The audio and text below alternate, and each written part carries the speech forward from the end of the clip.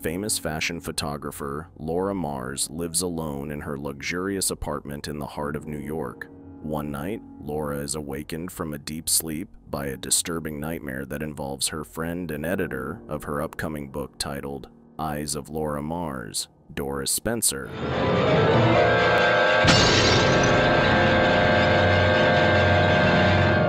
Laura wakes up, tries to process everything, and calls Doris but gets terrified when she finds no response. In the morning, her driver Tommy drives Laura to the glamorous opening of her new and highly anticipated photo exhibit, attended by the rich and famous.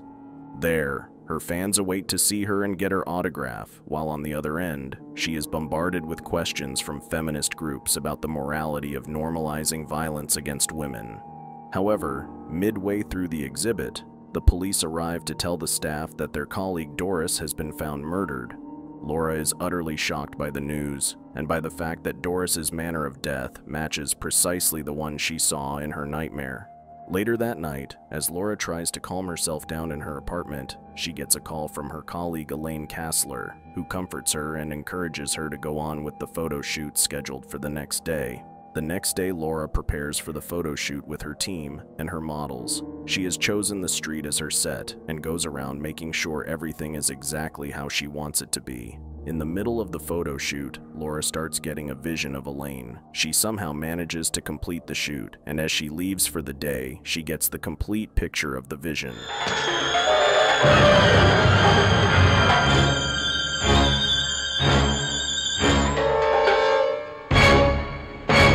Laura gets frantic in the middle of the street and starts running towards Elaine's apartment. She gets there and is shocked to see the apartment building cordoned off by the police, while the neighbors gather in confusion, and is gutted to see Elaine's body, and once again is terrified to observe that the manner of the murder matches exactly the one in her visions. Laura's colleagues are also brought to the station to be questioned about Doris's death. The officers start focusing on Tommy, who has a criminal record, and begin questioning him thoroughly. Meanwhile, Laura is taken to see Lieutenant John Neville, whom she remembers meeting at her opening. The lieutenant starts asking her about what she witnessed but gets confused to learn that she was nowhere around the crime scene during the murder. Laura explains that she had started getting bizarre visions of multiple murders a couple of years back, and that's what had gotten her started to depict violence in her pictures, which she uses as a way of communicating the visions to the world. Lieutenant John then shows Laura crime scene pictures of open murder cases from a couple of years back, which happened to precisely match the fashion photos in her book. The lieutenant adds that he had attended her exhibit, hoping to search for any connection between the two. Lieutenant John takes Laura to Elaine's apartment, where she learns that her deceased friend had been in a secret relationship with her ex-husband, author Michael Reisler, who moved back to New York without her knowledge, and that he's a suspect. Later that evening, as Laura returns to her apartment, she is utterly shocked to find Michael waiting for her.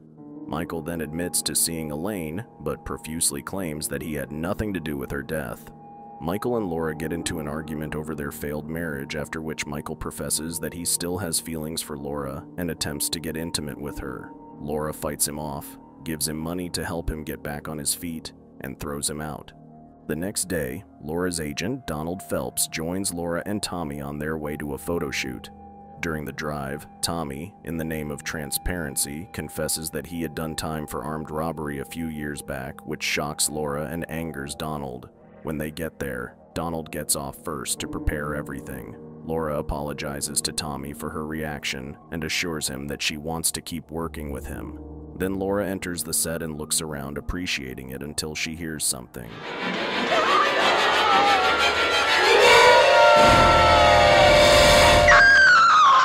Laura is relieved to find Donald alive, but is pretty shaken as she believes she has just come in contact with the serial killer. Laura is convinced to continue with the shoot by Donald and starts going around giving her staff orders on how to prepare the models for the shoot. Tommy approaches one of the models, gives her a flower, and hits on her. The photo shoot starts and Laura starts taking various pictures in different unique styles. A male model enters the set, is asked to portray a murdered man, and lays down. As Laura resumes taking pictures, she is hit by a vision and is forced to stop the shoot for the day. She apologizes to Donald, tells him to lock up, and goes to the roof of the building with Lieutenant John, who had been observing the shoot, to explain what's going on.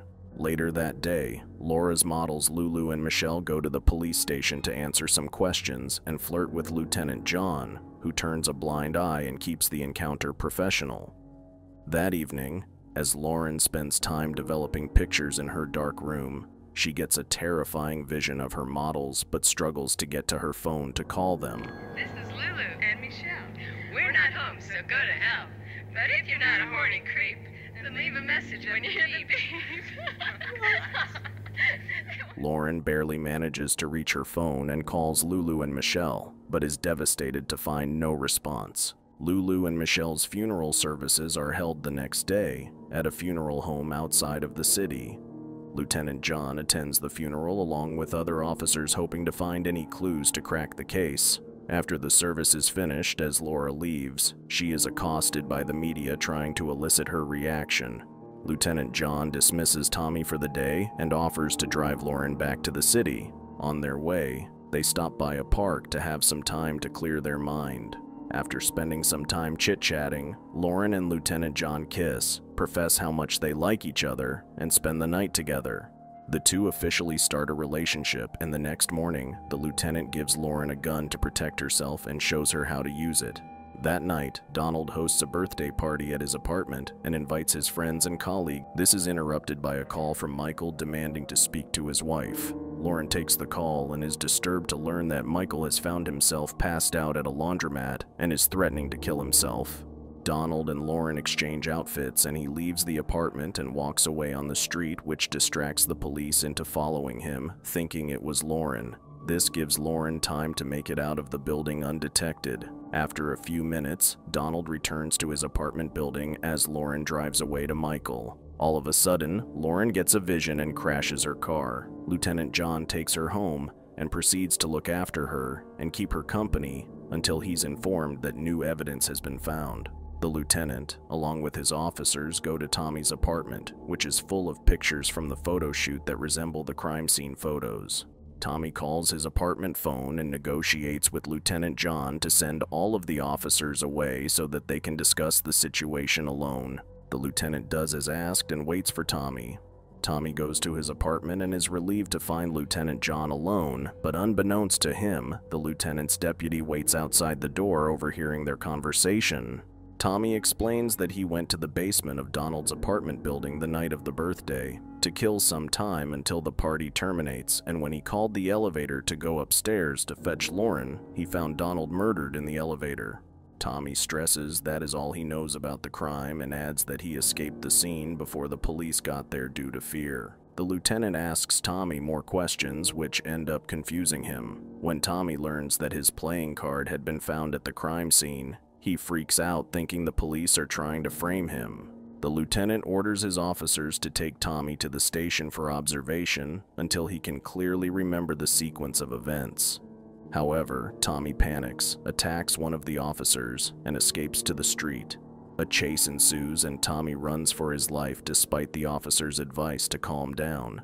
After some distance of vigorous running, Tommy is shot dead by one of the officers. Lieutenant John is disappointed by the outcome and admonishes the officers for not being more careful. He then calls Laura, tells her the chase for the monster is over. Laura starts packing for her trip while Lieutenant John rushes to her apartment. There, he runs into Michael as he gets on the elevator.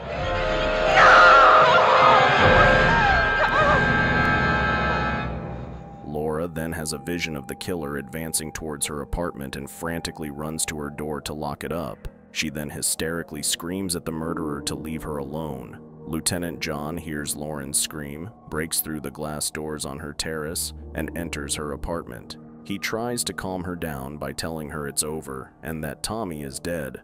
Laura is confused to hear about Tommy's death and wonders what he has to do with all the tragedies. Lieutenant John explains that Tommy hated her for glorifying violence. He goes on ranting about Tommy's terrible childhood, ignoring Lauren as she tells him that he's mistaken. The lieutenant continues his narration, and instead of talking about Tommy, he uses his name in the story, which terrifies Lauren. As the strange psychopathic personality of the lieutenant surfaces, Lauren gets a vision and realizes that he has been the killer all along.